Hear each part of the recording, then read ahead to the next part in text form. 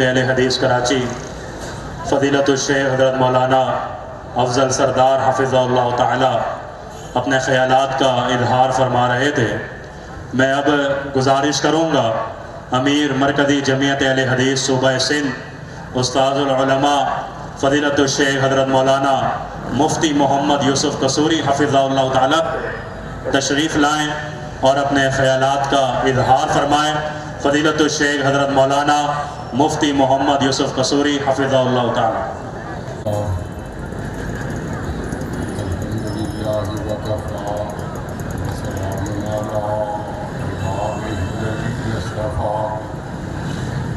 أما بعد أعوذ بالله من الشيطان الرجيم بسم الله الرحمن الرحيم رضي الله عنهم ورضوا عنه وأعد لهم جنات تجري تحتها الأنهار خالدين فيها أبدا ذلك الفوز العظيم۔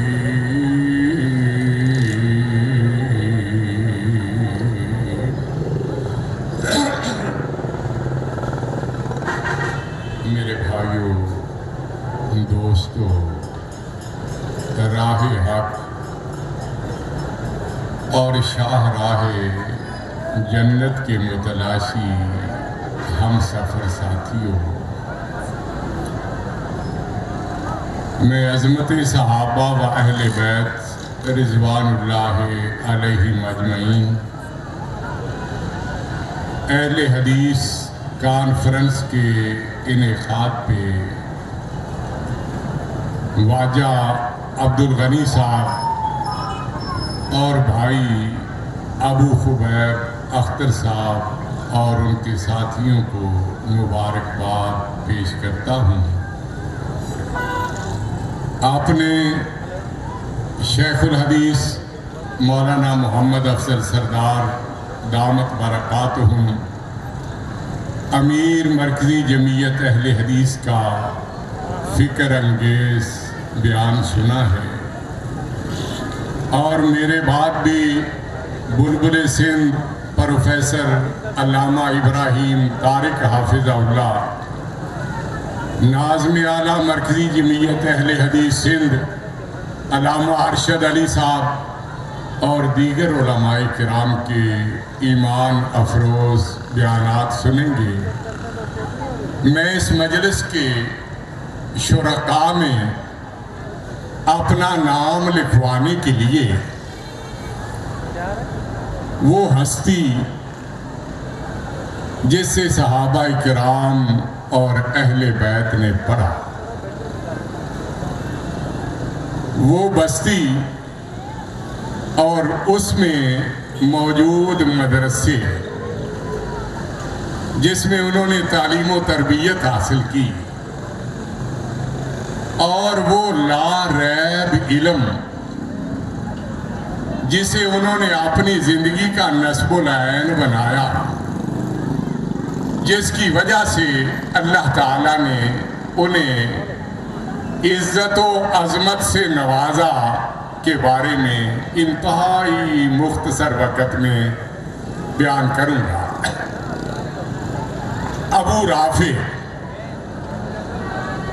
مکہ کا دانا، زیرک اور بڑا سمجھدار انسان تھا۔ قریش مکہ نے سفارت کاری کے لیے اسے مدینہ منورہ میں نبی کریم کی طرف بھیجا۔ وہ بیان کرتا ہے کہ میں طویل اور تھکا دینے والا سفر کر کے مدینے پہنچا، مسجد نبوی میں داخل ہوا، نبی کریم تشریف فرما ہے، صحابہ کرام آپ کے گرد جمع ہیں۔ ایسے محسوس ہو رہا تھا جیسے ستاروں کے جھرمٹ میں 14ویں کا چاند چمک رہا۔ میری نگاہ آپ پہ پڑی اور ٹک گئی ادھر ادھر حرکت کرنے کے لیے تیار نہیں ہو رہے. آپ نے میری طرف دیکھا, مسکرائے, جیسے زبان حال سے پوچھ رہے ہوں, ابو رافع بتاؤ تمہارا کیا خیال ہے؟ کہتے ادھر کیفیت یہ تھی, میرے احساسات و جذبات یہ تھے, سر سے لے کے پاؤں تک تنویر ہی تنویر ہے. یہ صحابہ کرام اہل بیت اطہار رضوان اللہ علیہم اجمعین کے استاد تھے. سر سے لے کے پاؤں تک تنویر ہی تنویر ہے, بولتے ہیں منہ سے جو قرآن وہ تقریر ہے. سوچتی ہے دنیا دل میں مصطفیٰ کو دیکھ کر, مصور کیسا ہوگا وہ جس کی یہ تصویر ہے. جب یہ اتنا حسین ہے تو اس کا بنانے والا کیسا ہوگا؟ کہتے ہیں فلما رأیت رسول اللہ صلی اللہ علیہ وسلم القی فی قلبی الاسلام, جب میں نے آپ کو دیکھا, آپ کی زیارت کی, میرے دل میں ایمان کی شمع روشن ہو گئی.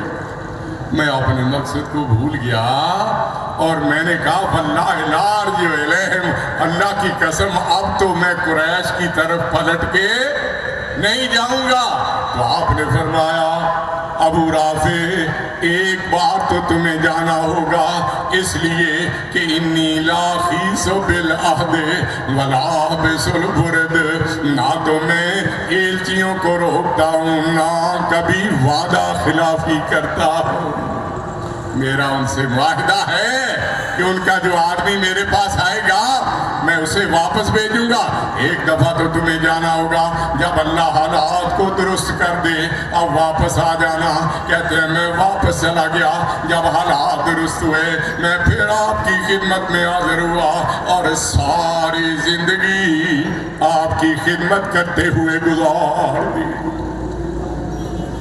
ایسا استاد جس کی سیرت و کردار کے بارے میں سعد بن ہشام نے ام المومنین سیدہ عائشہ صدیقہ رضی اللہ عنہا سے جب پوچھا یا اماں انبئینی عن خلق رسول اللہ, امی جان مجھے نبی کریم کے اخلاق, کردار اور سیرت کے بارے میں کچھ بتائیے.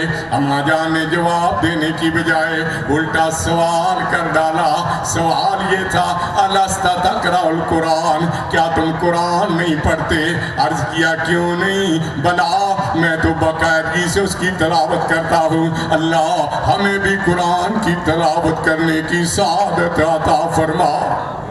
تو اماں جان کہتی ہیں اگر قرآن کی تلاوت کرتے ہو پھر مجھ سے کیا پوچھتے ہو, قرآن سے کیوں نہیں پوچھ لیتے؟ فَإِنَّ خُلُقَ نَبِيِّ اللَّهِ كَانَ الْقُرْآنِ, اللہ کا قرآن اور اس کے حبیب کی سیرت کا بیان ہی تو ہے. جو قرآن نے کہا نبی کریم نے اس پہ عمل کر کے دکھایا, اور جس سے روکا آپ نے اس سے روک کر دکھایا. تبھی اللہ نے ایمان والوں کو حکم دیا ہے مَا آتَاكُمُ الرَّسُولُ فَخُذُوهُ وَمَا نَهَاكُمْ عَنْهُ فَانْتَهُوا, میرے رسول جو تمہیں دے دیں اسے لے لو, اور جس سے روک دیں اس سے رک جاؤ. ایک ایسی بستی جو پریشانیوں کا, دکھوں کا, جو مصیبتوں کا گڑھ سمجھی جاتی تھی, اس وجہ سے لوگ اس بستی کو یثرب کہتے تھے. نبی کریم ہجرت کر کے اس بستی میں تشریف لائے, آپ کی آمد کی برکت کی وجہ سے اللہ نے اس کا نام بھی بدل دیا اور مقام بھی بدل دیا. فرمایا ما کانا لأہل المدینہ ومن حولہم من الأعراب ان یتخلفوا عن رسول اللہ.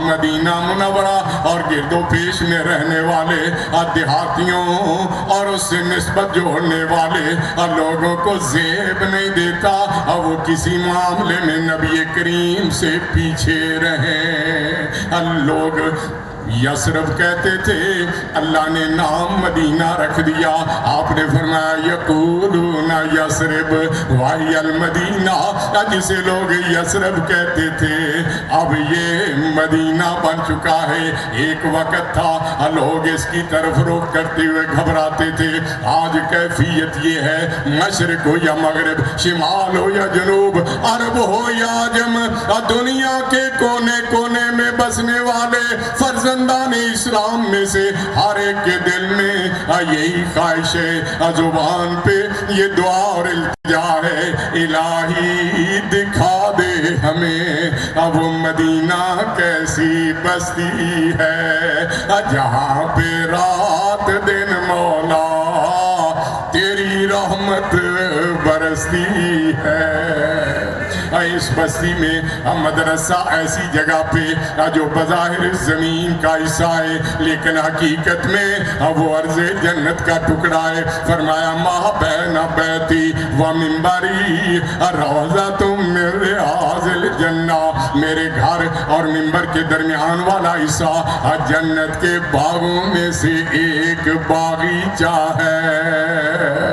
منبر جہاں نبی کریم صلی اللہ علیہ وسلم اللہ کا پیغام پہنچایا کرتے، اور گھر جہاں آپ آرام فرمایا کرتے، خصوصاً حجرائے عائشہ رضی اللہ عنہا جس میں آپ نے شب و روز بسر کیے، جس میں داعی اجل کو لبیک کا، جس میں ماں استراحت ہے، جس سے حشر والے دن اٹھیں گے حوض کوثر پہ جلوہ افروز ہوں گے، اپنے امتیوں کو جامِ کوثر پیش کریں گے، آگے بڑھیں گے، مقام محمود پہ فائز ہو کے امت کے حق میں شفاعت فرمائیں گے۔ کہنے والے نے کہا اماں تجھ پہ بھی قربان، تیرے حجرے پہ بھی قربان، تیرا حجرہ امین خاص ہے ذات رسالت کا، عرض پہ یہی ٹکڑا ہے باغ جنت کا، اسی میں رحمت للعالمین صلی اللہ علیہ وسلم، اسی میں رحمت للعالمین رہتے تھے، رہتے ہیں، تیرا حجرہ ہے جسے گنبد خضرا بھی کہتے ہیں، اسی در رحمت سے شفاعت کی ابتدا ہوگی، جس سے امتوں کے لیے مغفرت کی انتہا ہوگی۔ میرے بھائیوں میں تو قصوری ہوں لیکن بے قصور آپ بھی نہیں، آپ اور ہم سب گنہگار ہیں، لیکن نبی کی شفاعت اور اللہ کی رحمت کے امیدوار ہیں۔ نبی کریم شفاعت کریں گے، اللہ کی رحمت جوش میں آئے گی اور ہمارے لیے بخشش کی راہ ہموار ہو جائے گی۔ اب وہ لا ریب علم جسے صحابہ کرام نے اپنی زندگیوں کا نصب العین بنایا، اوڑھنا بچھونا بنایا، یہ وہ علم ہے جس کی تعلیم دینے کے لیے اللہ نے اپنے محبوب کو بھیجا تھا۔ فرمایا وَيُعَلِّمُهُمُ الْكِتَابَ وَالْحِکْمَةَ، یہ دنیا کو کتاب اور حکمت، سنت اور حدیث کی تعلیم دینے کے لیے آئے۔ آپ نے خود یہ ارشاد فرمایا الا وانی اوتیت القرآن ومثلہ معہ، خبردار جس طرح مجھے قرآن دیا گیا اسی طرح اس کی مثل مجھے سنت اور حدیث بھی دی گئی۔ یہ دونوں لازم ملزوم ہیں، قرآن میں اللہ حکم دیتا ہے اور حدیث میں اللہ کے رسول اس حکم پہ عمل پیرا ہونے کا راستہ بتاتے ہیں۔ نہ حدیث کے بغیر قرآن سمجھ میں آ سکتا ہے، نہ قرآن کے بغیر حدیث کی اہمیت سمجھ میں آ سکتی ہے، دونوں لازم اور مرزوم۔ قرآن وہ کتاب جب کوئی پڑھنے کے لیے بیٹھتا ہے، بچہ ہو یا بچی ہو، کوئی بزرگ ہو یا ماں ہو، کوئی بھائی ہو یا بہن ہو، استاد اس کے سامنے جب کتاب کو کھولتا ہے اسے پہلا سبق یہ پڑھاتا ہے، پڑھو الف لام میم ذالک الکتاب لا ریب فیہ، یہ کامل اور اکمل کتاب اللہ ریب ہے، اس میں شک نہیں ہو سکتا۔ میرے بھائیوں، میرے دوستوں، ہو سکتا ہے میں کوئی بات کروں اور وہ حقیقت سے موافقت نہ رکھتی ہو، ان علماء میں سے کوئی بات کرے وہ حقیقت سے موافقت نہ رکھتی ہو، کوئی بڑے سے بڑا شخص کوئی بات کرے ممکن ہے وہ حقیقت سے موافقت نہ رکھتی ہو، سب کی بات میں شک ہو سکتا ہے، لیکن رب کی بات میں شک نہیں ہو سکتا، کیونکہ اس کی بابت بتا دیا گیا وَمَنْ أَصْدَقُ مِنَ اللَّهِ قِيلًا وَمَنْ أَصْدَقُ مِنَ اللَّهِ حَدِيثًا۔ اقوال و اقرار میں، بات چیت میں اللہ جیسا سچا کوئی نہیں، جس طرح قرآن لا ریب، نبی کی صحیح حدیث بھی لا ریب ہے۔ ہمارا ایمان اور یقین ہے، کوئی مانے یا نہ مانے لیکن ہم اپنی بات پہ قائل ہیں۔ امام کی بات غلط ہو سکتی ہے، خطیب کی بات غلط ہو سکتی ہے، مفتی کی بات غلط ہو سکتی ہے، مجتہد کی بات غلط ہو سکتی ہے، محدث کی بات غلط ہو سکتی ہے، مفسر کی بات غلط ہو سکتی ہے، بڑے سے بڑے باکمال کی بات تو غلط ہو سکتی ہے، لیکن سیدہ آمنہ کے لال کی بات کبھی غلط نہیں ہو سکتی، اور اس کے بارے میں گارنٹی دے دی گئی وَمَا يَنطِقُ عَنِ الْهَوَىٰ إِنْ هُوَ إِلَّا وَحْيٌ يُوحَىٰ۔ اب وہ اپنی مرضی سے بولتے نہیں، ان کی زبان سے وہی نکلتا ہے جو وحی بنا کے ان پہ نازل کیا جاتا ہے۔ نبی کریم صلی اللہ علیہ وآلہ وسلم کی خدمت میں ایک معاملہ پیش آیا، ہمارے درمیان جھگڑا ہو گیا ہے، آپ فیصلہ کر دیں۔ نبی کریم نے معاملے کو سنا، دو افراد کے درمیان جھگڑا، پانی کے بہاؤ پہ جھگڑا، جس سے وہ اپنی کھجوروں کے باغ کو سیراب کیا کرتے تھے۔ نبی کریم نے دونوں کی بات سنی، ایک کی زمین، ایک کا باغ پہلے آتا تھا، دوسرے کا باغ بعد میں تھا۔ آپ نے فیصلہ کیا جس کا باغ، جس کی زمین پہلے وہ پانی دے لے، پھر دوسرے کی طرف پانی چھوڑ دے۔ بڑا منصفانہ فیصلہ تھا، لیکن دوسرے نے آپ کے فیصلے پہ، آپ کی بات پہ، آپ کی حدیث پہ شک کا اظہار کر دیا اور کہنے لگا کان ابن عمتک، یہ آپ کی پھوپھی کا بیٹا ہے، اس لیے آپ نے یہ فیصلہ دیا۔ نبی کریم حیران، میں اسے کیا جواب دوں؟ عرش کی طرف نگاہ اٹھائی، عرش والے رب نے کہا میرے محبوب اس کو جواب آپ نے نہیں دینا، اس کو جواب میں خود دوں گا۔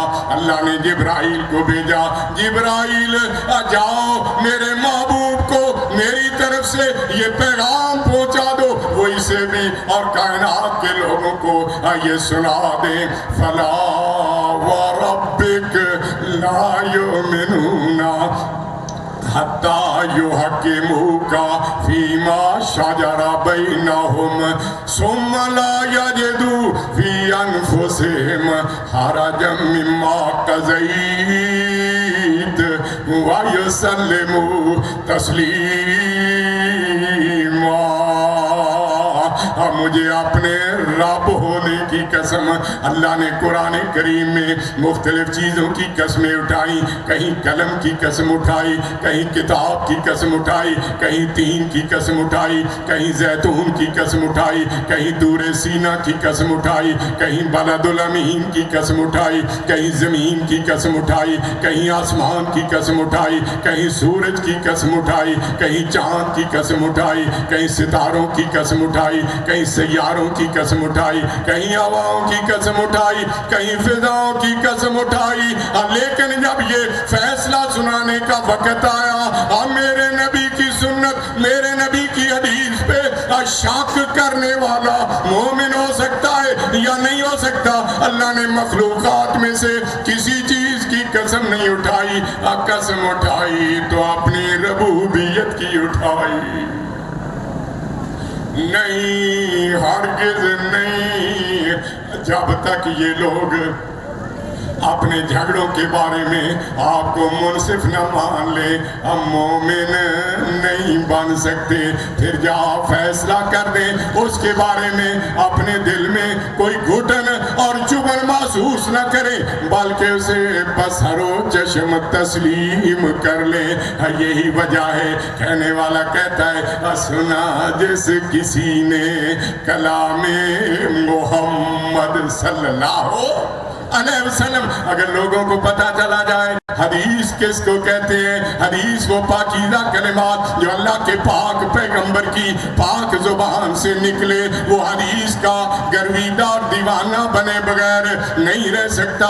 سنا جس کسی نے کلام محمد ہوا دل و جان سے، غلام محمد ہوا ہے نہ ہوگا میسر کسی کو، بلند اس قدر ہے مقام محمد ہے موجود قرآن میں، فرمائے علاقہ کلام الہ ہے، کلام محمد سار اور دل جھومتے ہیں خوشی سے، لبوں پہ جب آتا ہے نام محمد، اگر چاہتا ہے تو اے میرے بھائی، اے میرے دوست، اے لیاری کے رہنے والے، اگر چاہتا ہے تو کہ الہ تجھ سے خوش ہو، دل و جان سے کر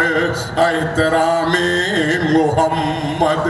صحابہ کرام رضوان اللہ علیہم اجمعین نے نبی کریم کو اپنا استاد مانا، مدینہ منورہ کو اپنا روحانی مرکز سمجھا، اور قرآن اور حدیث کو اپنا دستور منشور سمجھتے ہوئے زندگی کا نصب العین بنایا، جس کی بدولت اللہ نے ایسی عزت عطا کی، ایسی عظمت عطا کی، وہ چلتے فرش پہ تھے اور ان کے تذکرے عرش پر تھے۔ اللہ نے انہیں نہ صرف رضی اللہ عنہم کی ڈگریاں عطا کی، بلکہ ورضوا عنہ کی صدائے دل نواز سے بھی نواز دیا۔ اللہ نے ان کی شان میں سینکڑوں آیات نازل فرما دی، نبی کریم نے نام لے لے کے انہیں جنتیوں نے کی خوشخبریاں بھی سنا دی۔ میرے بھائیوں، یہی منہج سلف ہے، یہی دعوت صحابہ، دعوت اہل بیت تھی، اور یہی دعوت اہل حدیث ہے۔ اللہ فرماتے ہیں جنہوں نے میرے محبوب کو اپنا استاد مانا، میرے محبوب کے شہر کو اپنا روحانی مرکز مانا، میرے محبوب کی لائی ہوئی تعلیمات قرآن اور حدیث کو اپنی زندگی کا نصب العین بنایا، میں ان سے راضی ہوں۔ میں نے انہیں جنت میں داخلے کے سرٹیفکیٹ عطا کیے، صرف انہیں نہیں بلکہ قیامت تک آنے والے لوگوں میں سے جو میرے حبیب کو اپنا پیر و مرشد سمجھ لے گا، جو مدینہ منورہ کو روحانی مرکز سمجھ لے گا، جو قرآن و حدیث کو زندگی کا نصب العین بنائے گا، میں انہیں بھی اپنی رضا عطا کروں گا اور جنت میں داخل فرما دوں گا۔ یقین نہیں آتا؟ قرآن اٹھا کے دیکھو، سورہ توبہ آیت نمبر 100، اللہ فرماتے ہیں وَالسَّابِقُونَ الْأَوَّلُونَ مِنَ الْمُهَاجِرِينَ وَالْأَنصَارِ وَالَّذِينَ اتَّبَعُوهُم بِإِحْسَانٍ رَضِيَ اللَّهُ عَنْهُمْ ورضوا عنه وعد لهم جنات تجري تحتها الانهار خالدين فيها ابدا ذلك الفوز العظيم۔ انصار اور مہاجرین میں سے وہ اولین لوگ جو ایمان لانے میں دوسروں پہ سبقت لے گئے، اللہ ان سے راضی ہو گیا اور وہ اللہ سے راضی ہیں۔ والذین اتبعوہم بِإِحسان، اور وہ لوگ جو اخلاص کے ساتھ ان کی پیروی کریں گے اللہ ان سے بھی راضی، اور اللہ نے ان کے لیے ایسی جنتیں تیار کر رکھی ہیں جن کے نیچے نہریں بہہ رہی ہیں، جن میں وہ ہمیشہ رہیں گے۔ یہ بہت بڑی کامیابی ہے، اللہ ہمیں بھی یہ کامیابی حاصل کرنے والوں میں داخل فرما دے، آمین۔ وآخر دعوانا الحمدللہ رب العالمین۔